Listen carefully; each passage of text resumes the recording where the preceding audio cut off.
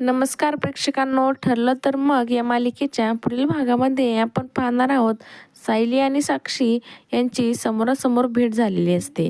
तेव्हा सायली ही अतिशय गोंधळून जाते. ती सदैव साक्षीचा विचार करत असते, त्यामुळे घरातील कुठल्याही कामामध्ये तिचं लक्ष लागत नाही. तेव्हा कल्पना विचारते, सायली आज तुझं लक्ष कुठं आहे?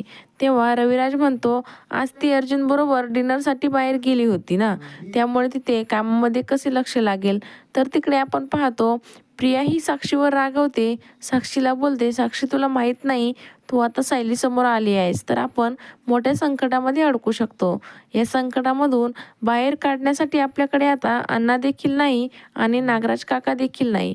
त्याच्यानंतर आपण पाहतो सचिन हा मोबाईलमध्ये कोणाची तरी चॅटिंग करत असतो आणि हे पाहून साक्षीला अतिशय राग येतो व ती त्याच्या अंगावर धावून जाते व बोलते, मोबाईल दाखवा. आणि तेव्हा सचिन हा मोबाईल दाखवण्यास नकार देतो. तेव्हा साक्षी त्या ठिकाणी एक चाकू घेते, सरळ सचिनच्या अंगावर धावून जाते आणि त्याला बोलते, तू मला एवढं लाईटली घेऊ नकोस, तुला माहीत नाही मी काय करू शकते, मी तुझा खून देखील करू शकते. तेव्हा सचिन देखील चिंतेमध्ये पडलेला असतो.